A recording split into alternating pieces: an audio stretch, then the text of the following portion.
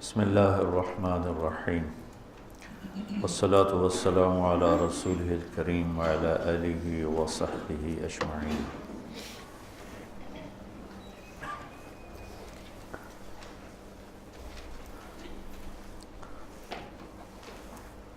سارے علم کا جو خلاصہ ہے وہ اللہ کی پہچان ہے۔ فَاعْلَمْ أَنَّهُ لَا إِلَٰهَ إِلَّا اللَّهُ، یہاں واو کی بجائے فا ہے، جس سے غالباً یہ مطلب نکلتا ہے کہ سب سے پہلے یہ جانو کہ اللہ ایک ہے اور اس کے سوا کوئی معبود نہیں ہے۔ تو اللہ کو جاننا، اللہ کی پہچان، یہ علم کی انتہا ہے۔ جو اپنے علم سے اللہ کو پا گیا، پہچان گیا، وہ کامیاب ہوا ہے۔ جس نے اللہ کو نہیں پہچانا، اس کے پاس جو بھی علم ہے، جس شکل میں بھی ہے، وہ مردود ہے۔ تو قرآن اللہ کا تعارف کراتا ہے بڑے خوبصورت انداز۔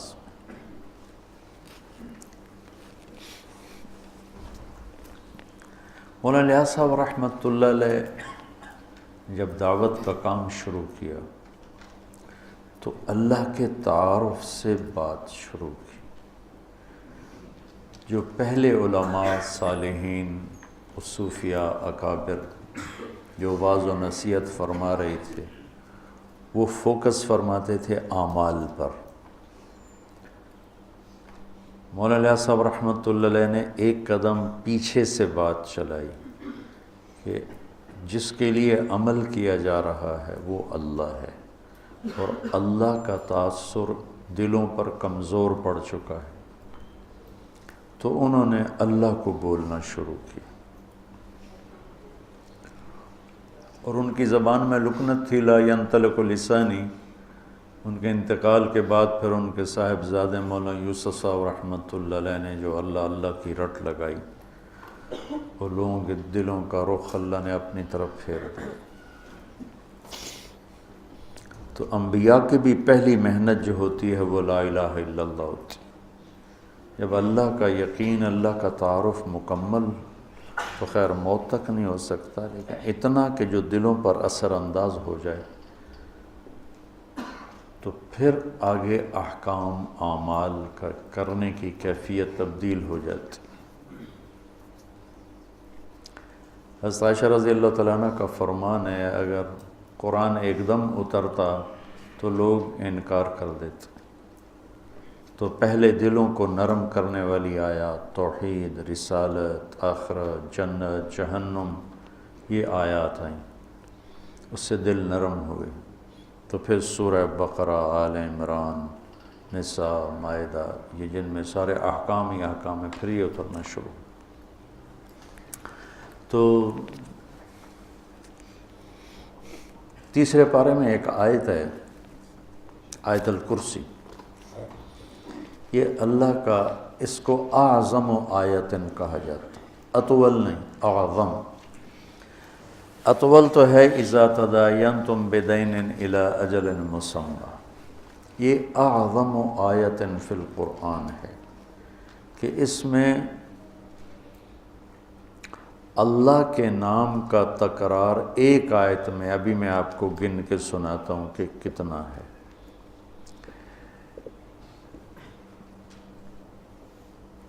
اس کو ایک روایت میں آتا ہے کہ سارے آسمانی کلاموں کا سردار ہے قرآن۔ سارے آسمانی کلام، کتابیں، ان کا سردار ہے قرآن، اور قرآن کی سردار ہے سورہ بقرہ، اور سورہ بقرہ کی سردار ہے آیت الکرسی۔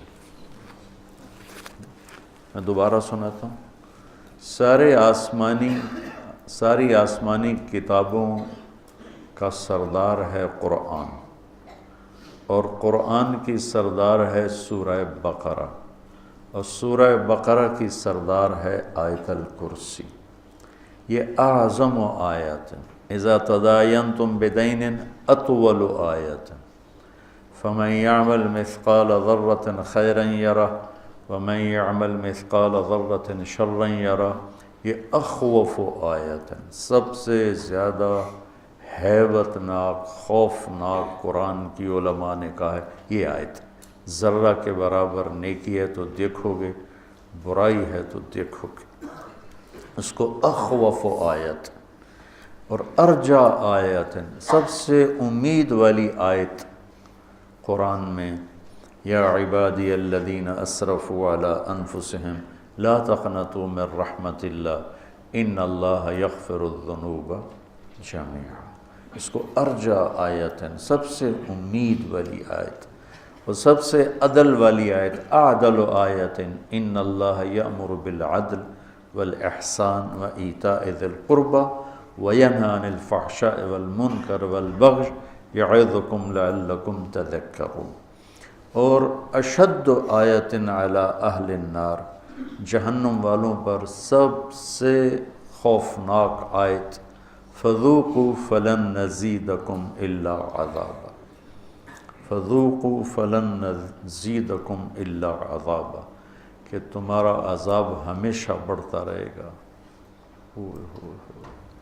اور جنت والوں کے لیے سب سے زیادہ خوشخبری والی آیت، لہم ما یشاءون فیہا ولدینا مزید، ادھر لن نزیدکم، ادھر مزید، دونوں جگہ ایک ہی مصدر اور ایک ہی مادہ استعمال کیا گیا ہے کہ فلن نزیدکم الا عذابا اور لہم ما یشاءون فیہا۔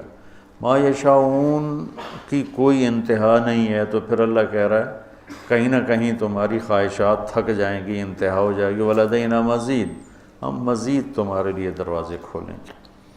تو آیت الکرسی کو قرآن کی سب سے عظیم آیت کہا جاتا ہے۔ یہ صرف اللہ کا تعارف ہے۔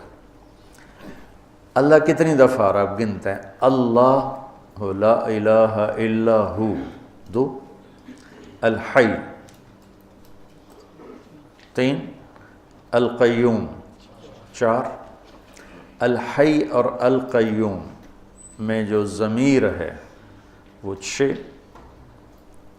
لا تاخذہ، ہو ضمیر 7، سنۃ ولا نوم، لہو ما فی السماوات وما فی الارض، لہو کی ضمیر 8، من ذا الذی یشفع عندہ 9، الا باذنہ، ہی ضمیر 10، یعلم کے اندر ضمیر 11، من علمہ 12، الا بما شاء 13، کرسیہ ہو 14، ولا یعودہ 15، حفظ کے اندر ضمیر 16، وہو 17، العلی 18، العظیم 19۔ ایک چھوٹی سی آیت میں 19 دفعہ، اور اگر العلی العظیم کی 2 ضمیریں نکالیں تو 21۔ ایک اتنی ساری آیت میں 21 دفعہ اللہ اپنی ذات کو بیان فرما رہا ہے۔ ہم اللہ کو جانتے ہیں عقلاً، ابھی اللہ کی محبت دل کے تاروں پہ نغمہ بن کے نہیں چھڑی، صرف ہم فقہی، اصطلاحی اور قانونی طور پر اپنے اللہ کو پہچانتے ہیں، اور یہ بھی ایمان کا درجہ ہے، کوئی شک نہیں۔ لیکن جو ایمان کا درجہ مطلوب ہے، اذا ذکر اللہ وجلت قلوبہم، کہ اللہ کا نام آئے تو دل کی دنیا ہی بدل جائے۔ چمی گویم مسلمانم بلرزم، کہ دانم مشکلات لا الارا۔ اللہ تعالیٰ اقبال کی قبر روشن کرے۔ یقین مثل خلیل آتش نشینی، یقین اللہ مستی خود گزینی، سنے تہذیب حاضر کے گرفتار، غلامی سے ہے بدتر بے یقینی۔ اچھا، ایک اور طرح ہم دیکھتے ہیں جو کہ قرآن کا حسن ہے اور قرآن کی کہ جو میں کہتا رہتا ہوں میں تو نہ وہاں تک پہنچ سکا، تمہیں پہنچا ہوا دیکھنا چاہتا ہوں، اپنے خوابوں کی تعبیر تمہارے اندر ڈھونڈتا ہوں کہ تم قرآن کی خوبصورتی کو نکالو، لوگوں کے سامنے لاؤ کہ کیسا حسین کلام ہے، کیسا خوبصورت کلام ہے۔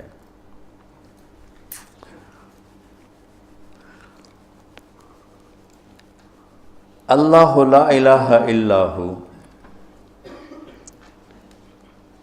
اللہ اپنا تعارف کروا رہا ہے۔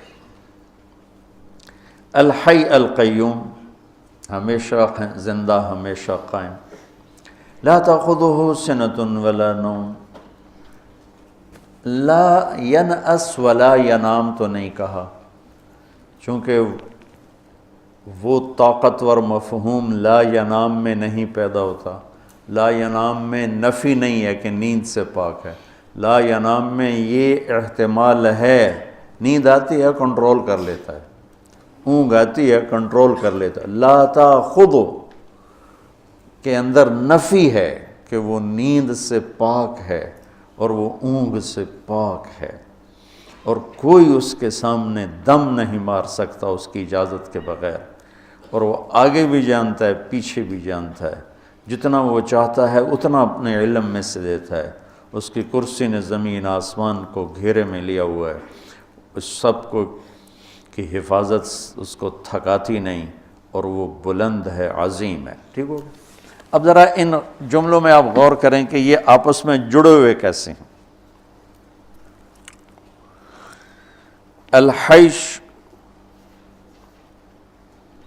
القیوم،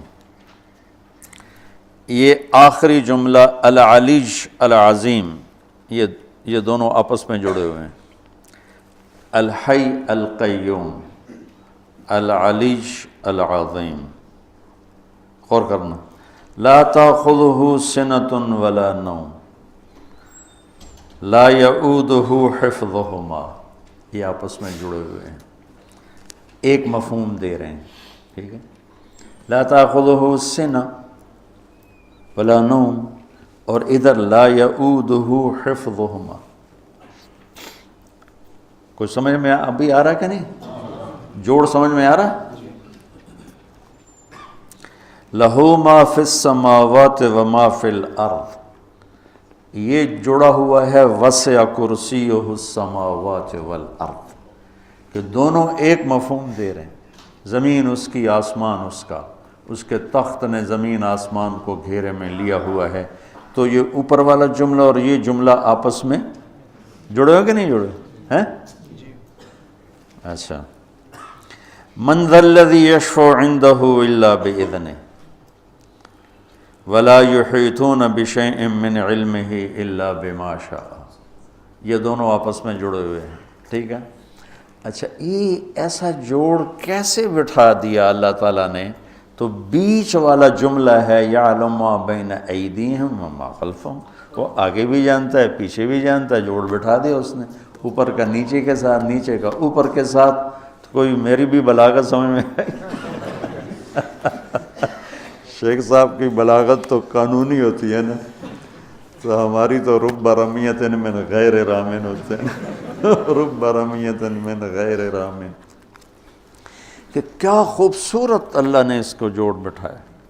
الحی القیوم العلی العظیم، لا تأخذہ سنۃ ولا نوم ولا یعودہ حفظہما، سبحان اللہ، کیا زبردست ہے۔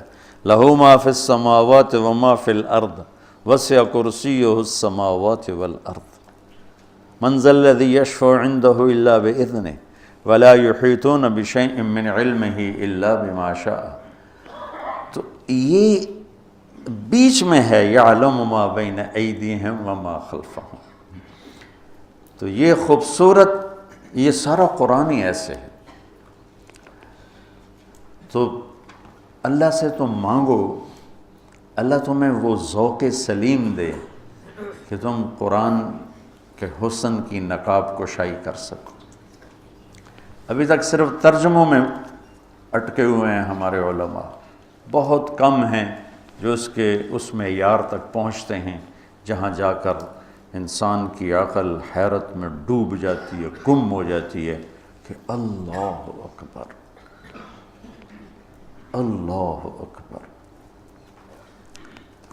اور یہ ایمان بالغیب نہیں ہے، یہ مشاہدے کی چیز ہے۔ ہاں ہم ایمان لائے کہ قرآن جیسا کلام کوئی نہیں، لیکن یہ مشاہدے کی چیز ہے کہ اس حد تک پہنچو، علم کی دنیا میں اتنی محنت کرو کہ تم پر کھل جائے یہ سارے کا سارے۔ پھر آگے نا اللہ تعالیٰ نے اپنی قدرت کے کچھ مناظر بیان فرمائے ہیں۔ زندگی اور موت، کون زندہ کون مردہ، مر کے کون جیتا ہے، یہ ساری باتیں بہت زمانے سے آ رہی ہیں۔ ہیہات ہیہات لما توعدون کا نعرہ لگانے والی ایک بہت بڑی دنیا ہے کہ کچھ نہیں ہے موت کے بعد، سب ایسا ہی ہے، کچھ بھی نہیں ہے، سب ایسا ہی ہے۔ اس سے پہلے حضرت ابراہیم علیہ السلام کی بات وہ میں بتا دوں۔ ابراہیم علیہ السلام کو نمرود کے دربار میں پیش کیا گیا، تو نمرود ابراہیم علیہ السلام نے کہا ربی الذی یحیی و یمیت، تو نمرود مناظرے پہ اتر آیا انا احیی و امیت، ٹھیک ہے، ایک کو قتل کر دیا، ایک کو چھوڑ دیا۔ تو انبیاء ایسے مناظرے نہیں کیا کرتے۔ اگر ابراہیم علیہ السلام مناظر ہوتے تو کہتے تیری تو دلیل ہی غلط، یہ تو دلیل کمزور ہے، ایک کو پکڑنا ایک کو چھوڑنا یہ تو زندگی اور موت نہیں ہے، وہ اسی میں اس کو الجھاتے۔ انہوں نے فوراً وہ رخ چھوڑا اور کہا میرا رب ادھر سے سورج نکالتا ہے تو ادھر سے نکال دے۔ فبہت الذی کفر۔ انبیاء علیہ السلام جدال میں نہیں پڑھتے، مناظرے میں نہیں پڑھتے۔ تحفۃ العلماء حضرت تھانوی رحمۃ اللہ علیہ نے جو کتاب لکھی، وہ کسی نے ان کے نا مواعظ کو ان 2 جلدوں میں جمع کیا، ان کے تو 30 جلدوں میں ہیں، تو اب وہ پڑھو اس میں مناظرے کا باب کہ کتنی انہوں نے اس کی نفی فرمائی ہے کہ یہ فتنے کا راستہ ہے، اس سے خیر نہیں پھیلتی، اس سے شر ہی پھیلتا ہے، مثبت طریقے سے کام کرنے پر لوگوں کے دلوں پہ اثر ہوتا۔ تو ابراہیم علیہ السلام نے مناظرے سے ہٹ کر دوسرا راستہ اختیار کیا۔ مناظر کیا کرتا؟ اس کی دلیل کو کاٹتا، اس کی دلیل کو رد کرتا، اس کا ذوف بیان کرتا۔ ابراہیم علیہ السلام نے کیا کیا؟ یہ تو بالکل ہی ان پڑھ ہے، کہ اچھا بھائی تو سورج ادھر سے نکال دے۔ تو اس کے بعد واقعہ ہے عزیر علیہ السلام کا۔ عزیر علیہ السلام کے دور میں بخت نصر نے بیت المقدس پہ حملہ کیا اور ساری بستی کو تباہ و برباد کر دیا اور لاشوں کے انبار لگا دی۔ تو عزیر علیہ السلام اپنے گدھے پہ جا رہے تھے، تو وہ دیکھ کر کہنے لگے انا یحیی ہذہ اللہ بعد موت، یہ سارے کیسے زندہ ہوں گے؟ وہ تو نبی تھے تو ان کو سکھانا بھی تھا۔ تو چلتے چلتے تھکاوٹ محسوس ہوئی، بھوک لگی، تو گدھے پہ سوار تھے، ایک کھنڈر سا تھا، وہاں درخت کے نیچے گدھے کو باندھا اور ٹوٹے ہوئے کھنڈر کی دیوار پر یوں ٹیک لگائی، روٹی نکالی اور اس کو توڑ کے پیالے میں ڈالا، انگور ساتھ تھے ان کو رومال میں ڈال کے ان کو نچوڑا، تو روٹی کے اوپر انگوروں کے رس کو نچوڑا تو وہ اس میں تر ہو گئی، تو تھوڑی دیر یہ روٹی رس میں بھیگی رہے تاکہ نرم ہو جائے، پھر کھاؤں گا، اس خیال سے اس چھوٹی دیوار سے یوں ٹیک لگائی ایسے، اور آگے ایک چھوٹی سی اس دیوار تھے اس پر یوں ٹیکا، اور یہاں تھے اور اللہ نے جان نکالی، فَأَمَاتَهُ اللَّهُ مِئَةَ عَامٍ۔ اب انگور کے رس کے رچ جانے کے انتظار میں یوں کہ اور جان گئی۔ 100 برس کے بعد اللہ نے اٹھایا، کم لبثت؟ قال یوما، ایک دم نکلا ایک دن، پھر سورج دیکھا تو کوئی ڈھل گیا تھا، نہیں بعد یوم، قال بل لبثت 100 عام، نہیں عزیر تو 100 سال زندہ رہا ہے۔ کہ یا اللہ 100 سال، وہ کیسے؟ کہ اپنا کھانا دیکھو ذرا، الی طعامک و شرابک لم یتسنہ، انگور کی شراب سب سے اعلیٰ شراب بنتی ہے کہ وہ بہت جلدی جھاگ چھوڑتا ہے، خمیر بن جاتا ہے، تو 100 برس کے بعد دیکھا تو روٹی تازہ، انگور کا رس اس میں تازہ، اور وہ نرم بھر بھری ہوئی پڑی ہے، اور کھوتا شریف غائب ہے جس نے 4 کھوتا غائب اور روٹی نرم، پانی ویسے انظر طعامک و شرابک لم یتسنہ. تو دیکھ ذرا تیرا جو پانی اور پینا ہے، کھانا ہے، وہ تو بالکل ٹھیک ہے، لیکن تیرا گدھا کدھر ہے؟ وہ تو جو تو کوئی نہیں ہے. دیکھ میں اسے کیسے اب زندہ، انظر الی العظام کیف ننشزها ثم نکسوها لحما. ابھی دیکھ میں کیا کرتا ہوں. تو اللہ تعالیٰ کا جو امر آیا تو زمین پہ جو اس کو جو مٹی بن چکی تھی ہڈیاں، وہی ہڈیاں بن کے زندہ ہو گئیں اور ڈھانچہ بن گئیں، اس کے اوپر گوشت چڑھا، اس کے اوپر یہ سارا پروسیس عزیر علیہ السلام نے آنکھوں سے دیکھا. سارا گدھا مکمل ہوا، اور جب مکمل ہوا تو اللہ نے روح ڈالی تو عزیٰ کہ السلام علیکم.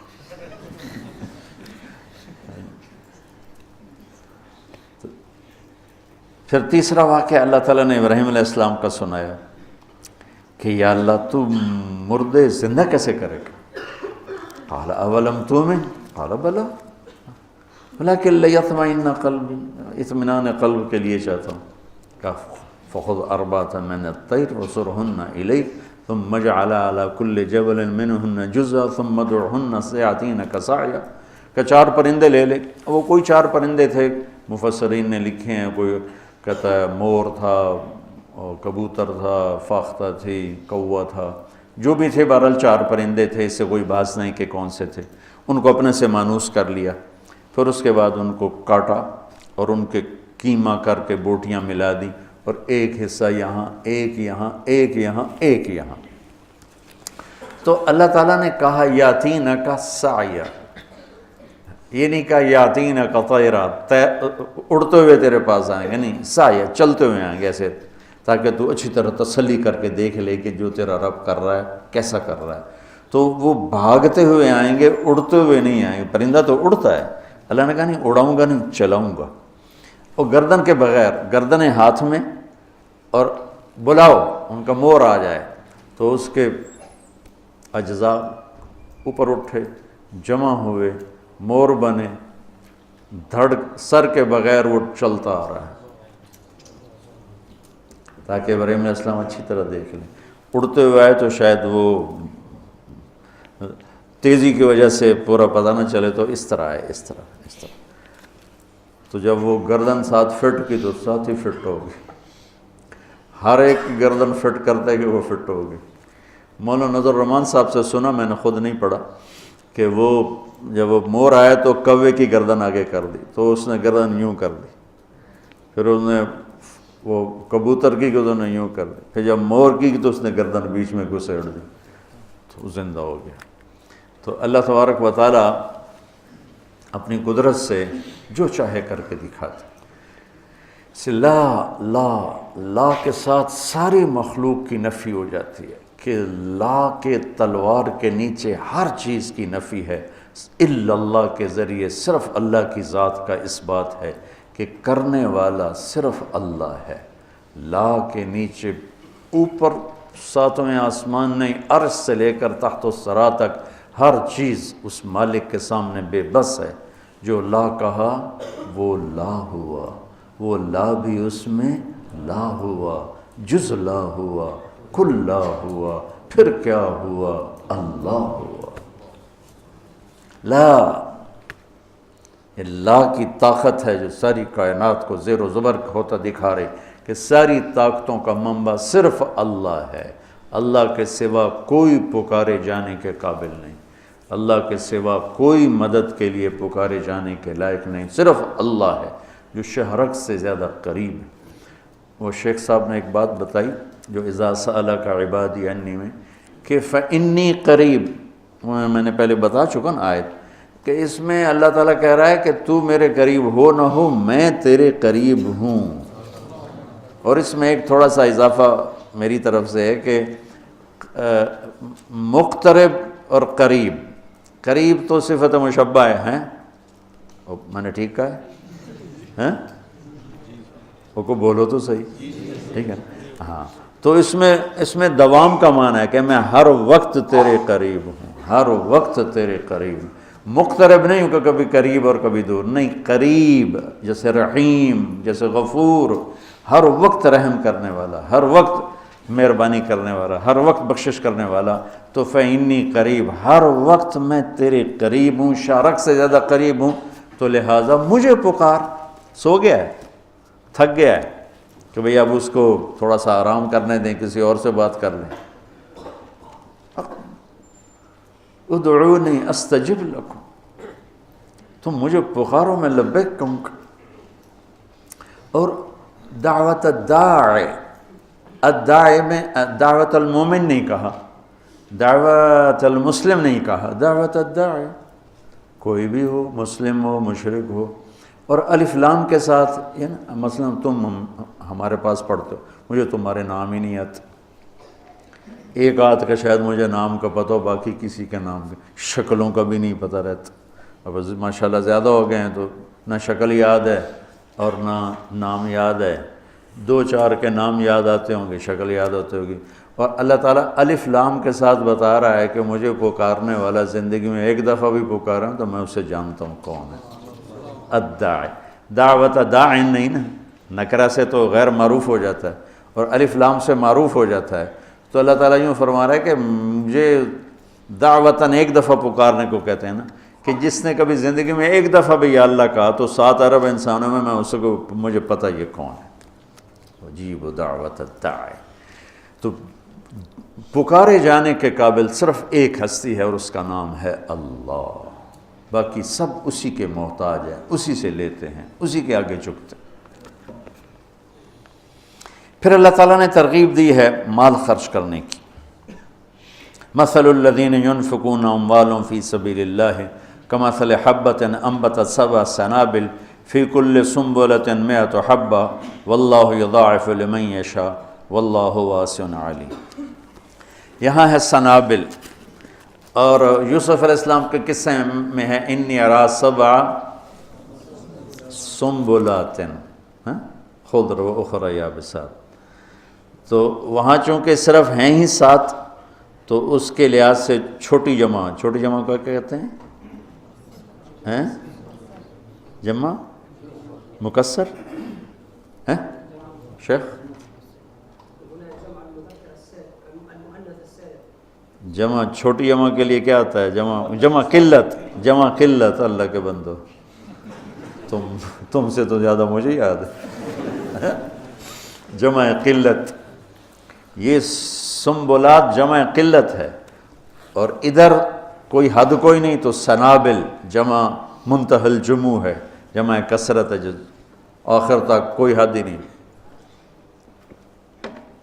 تو میرا اللہ قرآن میں 82 دفعہ خرچ کرنے کی ترغیب آئی ہے، 82 دفعہ۔ اللہ تعالیٰ کو بخیل سے نفرت ہے، چاہے راتوں کا تہجد گزار ہو، دن کا روزے دار، اور سخی سے محبت ہے، چاہے ساری رات وہ غفلت میں گزار دے، اللہ تعالیٰ کو سخی سے محبت۔ بخیل سے اللہ دوستی لگاتا نہیں، اور سخی سے اللہ دوستی توڑتا نہیں۔ اور سخاوت کا تعلق پیسے سے نہیں، دل سے ہے، دل کی کیفیت ہوتی ہے۔ ہمارا ایک نوکر تھا چاچا گامو، وہ ہمارے ڈیرے کا نوکر تھا، اور اس کی جو بیوی تھی وہ ہمارے گھر میں نوکرانی تھی، تو وہ کچن کا کام وہ کرتی تھی اور باہر ڈیرے کا کام وہ کرتا تھا۔ تو جو اس کا نام تھا ماسی میراں، وہ انتہائی بخیل اور وہ بالکل فقیر اور انتہائی سخی، اور اس کی سخاوت یہ تھی وہ چائے بہت پیتا تھا، دودھ ہمارے گھر سے لیتا تھا، باقی پتی چینی وغیرہ وہ اپنے ہی لاتا۔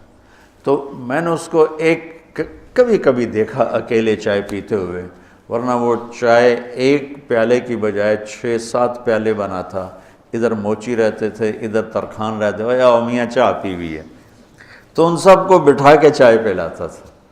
تو اس کی بیوی انتہائی بخیل کہتی کھا گیا روڑ گیا ساری چاہ روڑ گیا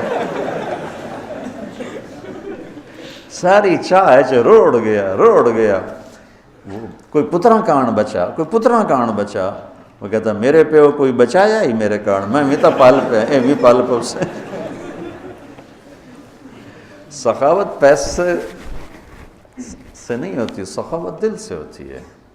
وہ غریب کے اندر بھی سخاوت ہو سکتی، مالدار کے اندر، اور غریب بھی بخیل ہو سکتا ہے، مالدار بھی بخیل ہو سکتا ہے۔ اور اللہ کو سخی پسند ہے اور بخیل سے نفرت۔ شیطان ایک دفعہ کسی کو ملا تو اس نے بنی اسرائیل کے کسی عابد کو ملا، اس سے انہوں نے پوچھا تجھے کون لوگ پسند ہیں؟ کہا ایک جو شراب پیتا ہو مجھے بڑا اچھا لگتا ہے، ایک بہت زیادہ غصے والا ہو مجھے بڑا اچھا لگتا ہے، اور ایک بخیل ہو کنجوس تو مجھے بڑا اچھا لگتا ہے۔ اور کہنے لگا اگلی بتاؤں، اگر کوئی بدبخت تینوں ایک ہی جگہ جمع ہو جائیں، بخیل بھی ہو، غصے والا بھی ہو، نشے والا بھی ہو، پھر وہ پیر ہوتا ہے، میں مرید ہوتا ہوں۔ جی پیر صاحب، ایسے دنیا بھری پڑی ہے اس سے۔ تو میرا اللہ ترغیب دیتا ہے مال لگاؤ۔ آپ نے فرمایا اللہ الاجود الاجود وانا اجود ولد آدم، سب سے بڑے سخی تو اللہ ہیں، اور اللہ کے بعد سب سے بڑا سخی اللہ نے مجھے بنایا۔ اہل البیت کی سخاوت کو کوئی نہیں پہنچ سکتا۔ ایک دفعہ مدینہ میں دو نوجوانوں میں بحث چڑھی، بنو امیہ سخی ہیں یا اہل بیت سخی؟ تو جو بنو امیہ کا طرفدار تھا اس نے کہا بنو امیہ زیادہ سخی، جو اہل بیت کا طرفدار تھا اس نے کہا اہل بیت زیادہ سخی۔ کہا چلو امتحان لیتے ہیں۔ تو جو بنو امیہ کا تھا وہ گیا بنو امیہ کے مالداروں کے پاس کہ میں مصیبت میں پھنس گیا ہوں تو مجھے کچھ مدد چاہیے۔ تو ایک نے 10,000 دیے، پھر دوسرے کے پاس گیا اس نے 10,000 دیے، تیسرے کے پاس، چوتھا 5 6 7 8 9 10 آدمیوں سے 1,00,000 لے کر آیا۔ یہ گیا عبداللہ بن جعفر کے پاس، ضرورت مندوں کو چاہیے، انہوں نے 1,00,000 دے دیا۔ پھر گیا حضرت حسن کے پاس، کہا جی میں محتاج ضرورت مند، انہوں نے 1,00,000 دیا۔ پھر گیا امام حسین کے پاس، انہوں نے 1,00,000 دے دیا۔ جب وہ کٹھے ہوئے انہوں نے کہا کتنا لے آندہ کہ 1,00,000 کہ میں 3,00,000 لے آندہ۔ انہوں نے کہا بھائی واقعی اہل بیت کی سخاوت کو کوئی نہیں پہنچ سکتا، چلو واپس کرتے ہیں۔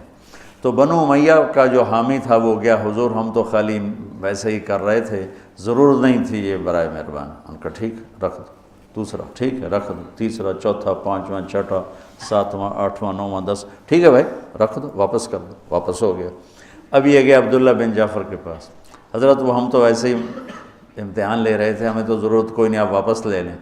امام حسن صاحب، امام حسین صاحب، انہوں نے فرمایا جب اہل بیت کے گھر سے کوئی چیز نکل جاتی ہے واپس نہیں آیا کرتی۔ سخی امام علی نقی رحمہ اللہ تعالیٰ علیہ السلام، یہ رہتے تھے سامرہ میں، سامرہ بغداد کے پاس ایک جگہ۔ تو ان کے پاس ایک شخص ہے کہ حضور میرے اوپر 30,000 دینار قرضہ ہے۔ کون ہو، کہاں سے آئے ہو، قرضہ ہے نہیں ہے؟ اچھا پہلے سنو، 30,000 دینار بنتا کتنا ہے؟ 60 کروڑ روپیہ۔ یہ کہو زبان سے۔ تو انہوں نے اپنے خادم سے پوچھا پڑھے ہیں؟ کہ یہ پڑھیں کا اٹھا کے دے دو۔ نہیں پوچھا، 60 کروڑ۔ سانو 100 روپیہ دینے نا، رسید سن نال دیو۔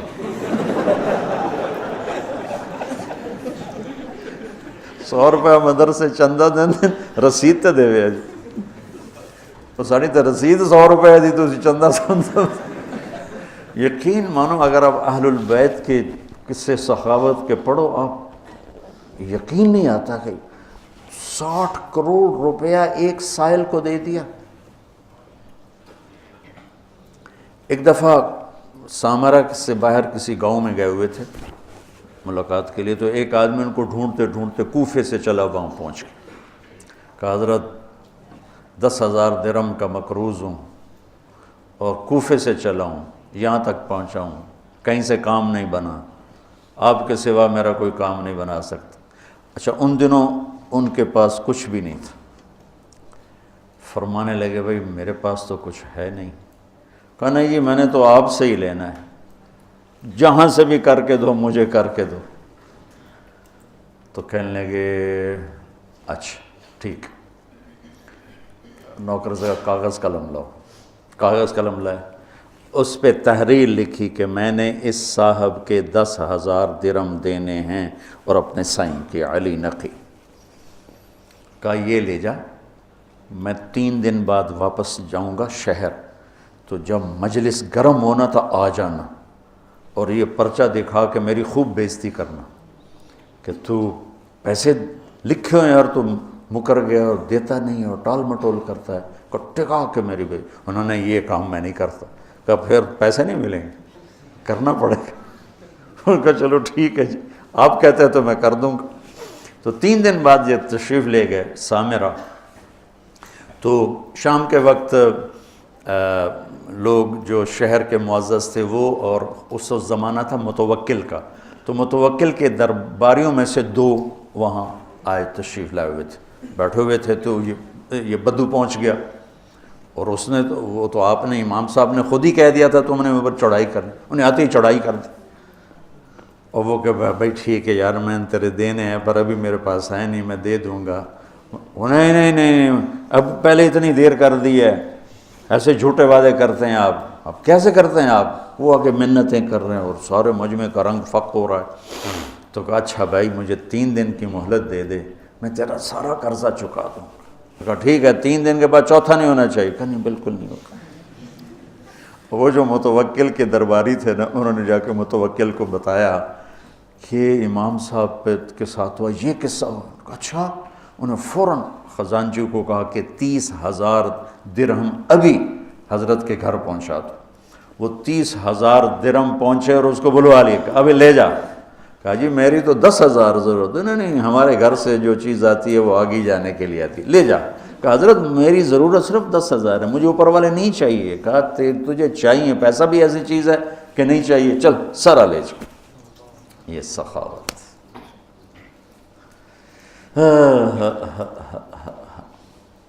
علم والے کی شان ہے کہ اسے سخی ہونا چاہیے۔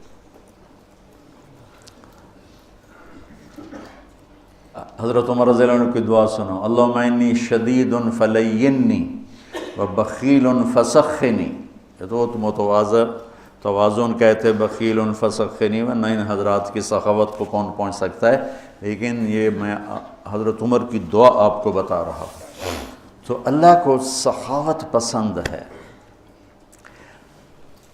اس کے برعکس معاشرے کو تباہ کرنے والی چیز سود ہے۔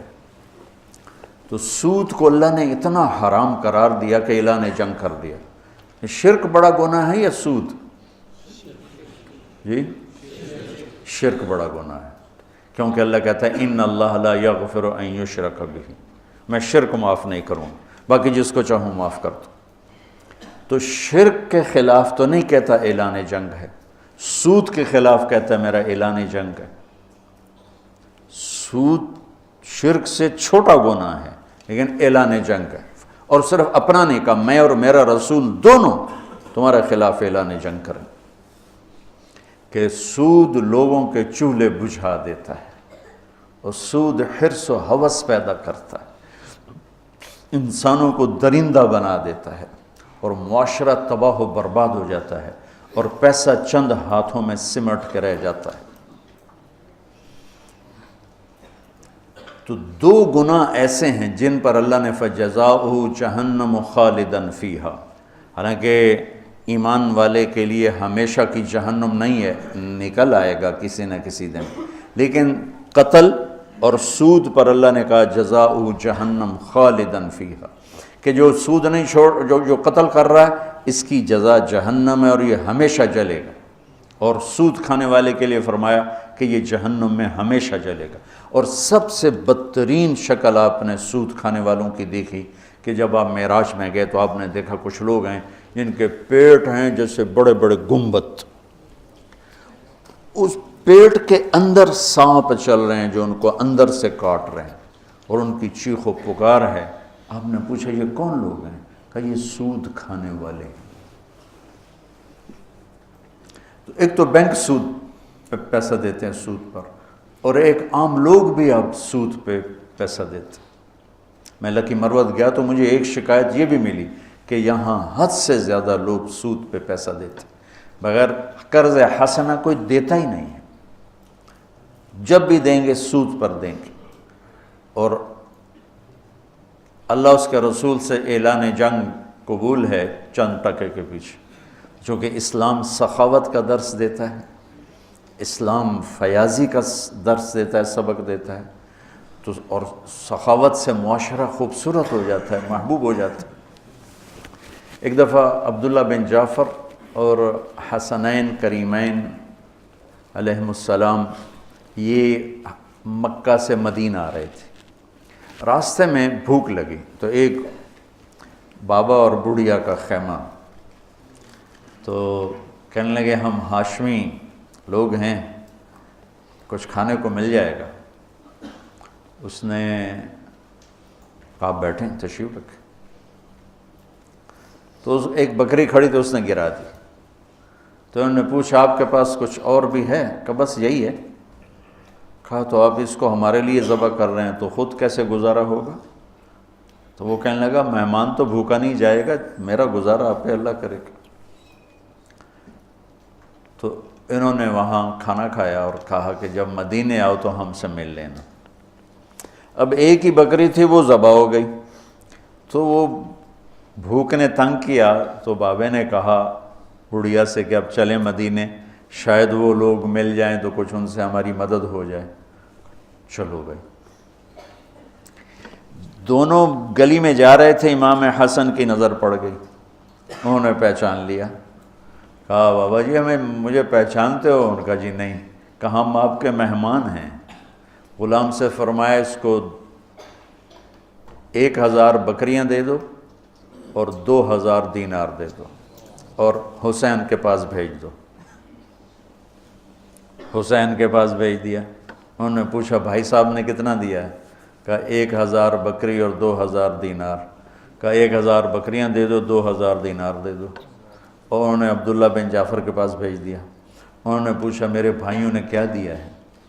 کہا جی 1000 بکری، 2000 دینار۔ تو فرمانے لگے غلام سے کہ 2000 بکریاں دے دے، 4000 دینار دے دے۔ پھر کہنے لگا بابا اگر تو پہلے آتا نا میرے پاس تو اس سے بھی زیادہ دیتا، اب میرے بڑے بھائیوں نے جتنا دیا ہے اس سے زیادہ دیتے ہوئے مجھے شرم آتی ہے، اگر تو پہلے آتا میں تمہیں اس سے زیادہ دیتا۔ کیا سخاوت!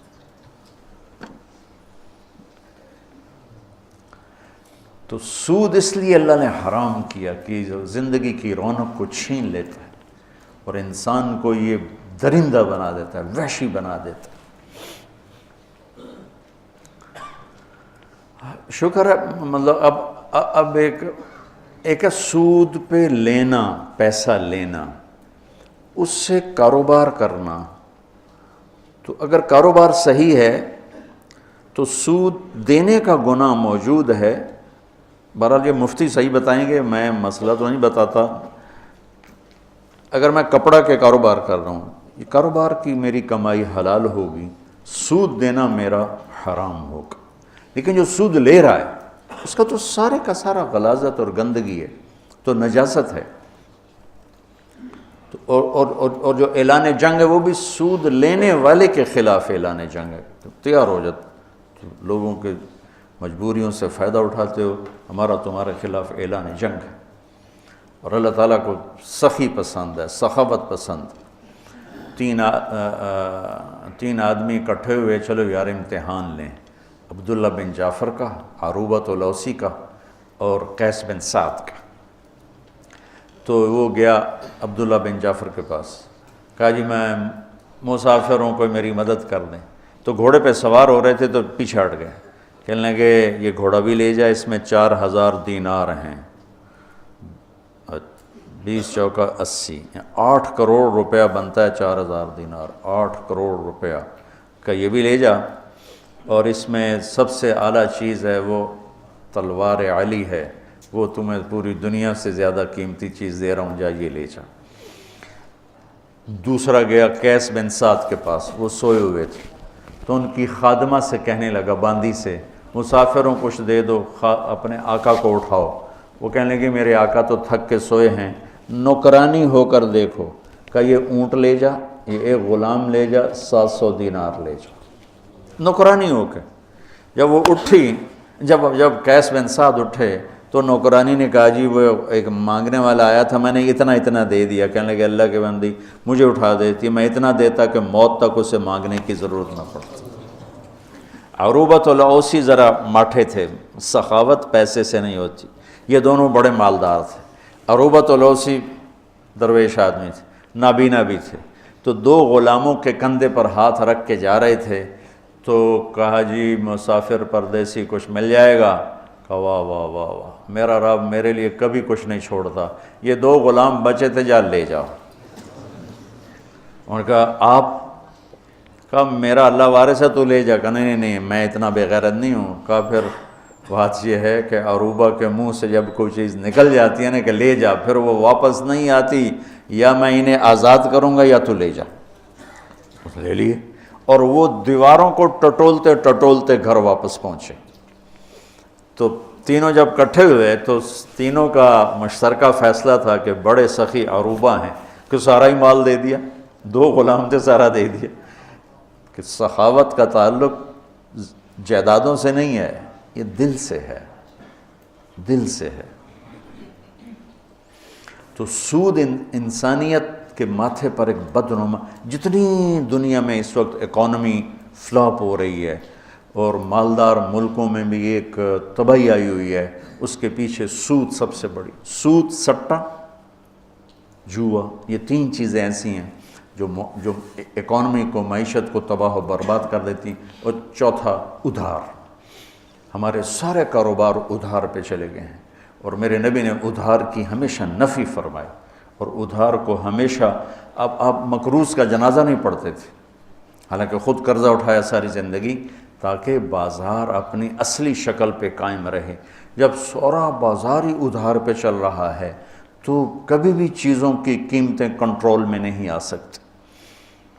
تو اللہ تعالیٰ خرچ کرنے کی ترغیب دیتا ہے کہ اللہ کے نام پہ لگاؤ، تو اللہ واپس کرتا ہے۔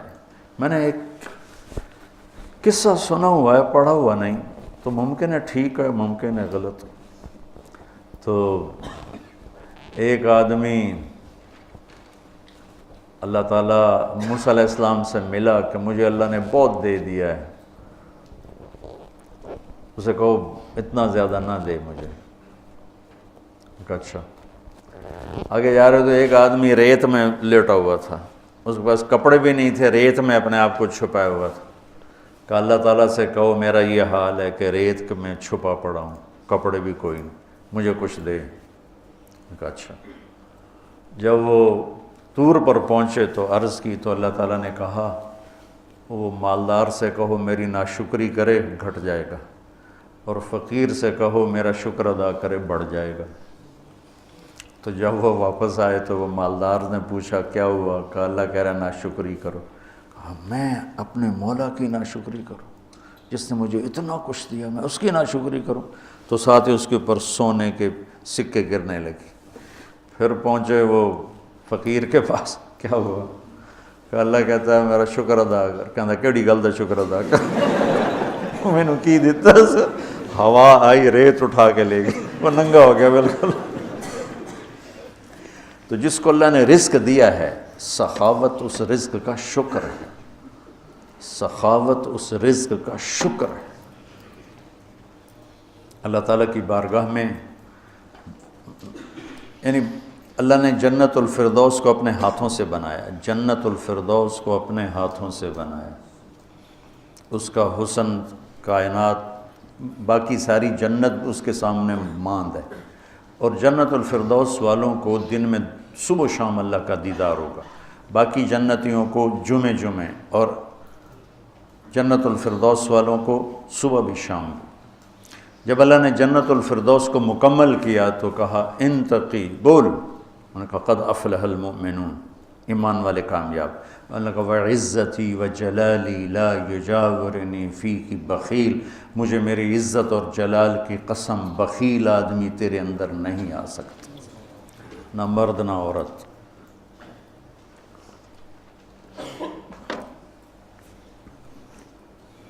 تو اللہ سے مانگو کہ اللہ ہمیں سخی بنائے، اور جہاں تک آواز جاری سود سے بچو، سود سے بچو، یہ زندگی کی رونق لے جاتا ہے، یہ کاروبار، یہ جتنی ہماری ٹیکسٹائل تباہ ہے یا بڑی بڑی انڈسٹری تباہ ہے، یہ کہتے تو ہیں نا حکومت کا قصور ہے، ان کے اپنا قصور کہ 99.9% اپنا لالچ، اپنا حرص، اپنا ہوس اور ہیرا پھیری اور چکر بازی، اور اس سے بینکوں سے ساز باز، اس نے آ کر ہماری تجارت کو آ کر ڈبو دیا ہے۔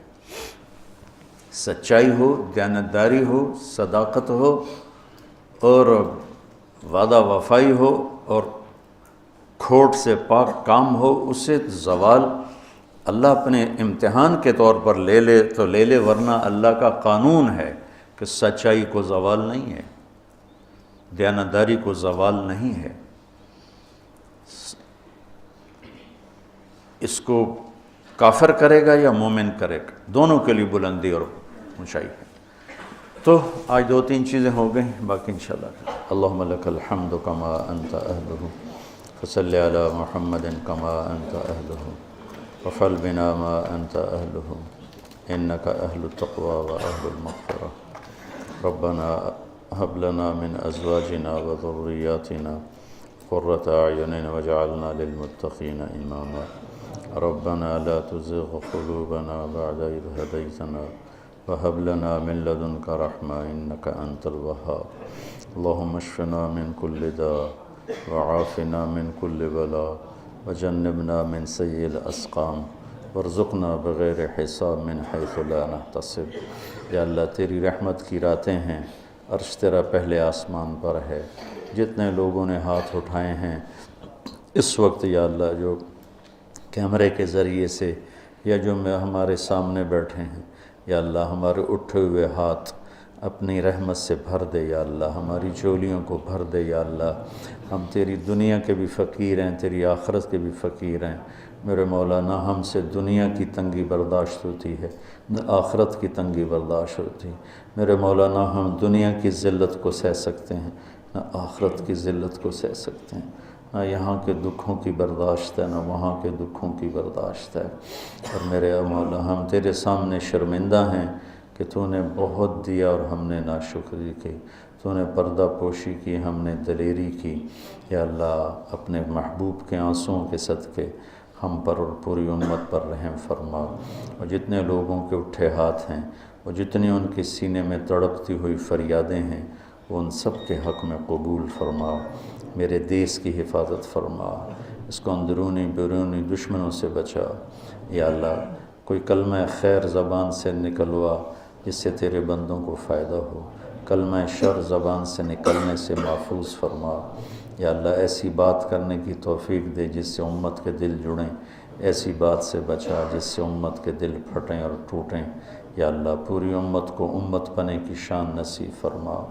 یا اللہ جتنے لوگ روزے رکھ رہے ہیں قبول فرما، جو ابھی تک نہیں رکھ رہے سستی کی وجہ سے ان کی ہمت جوان فرما۔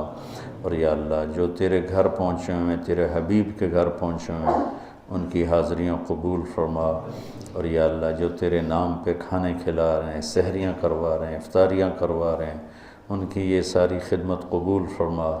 اور یا اللہ ان سارے بچوں کو آنے والے وقت کا بڑا عالم بنا، ہادی بنا، مہدی بنا، ہادی بنا، مہدی بنا، ہادی بنا، مہدی بنا، والدین کی ٹھنڈک بنا، پورے امت میں امن کا پیغام لے کے چلنے والا بنا، پوری امت کو جوڑنے والا بنا۔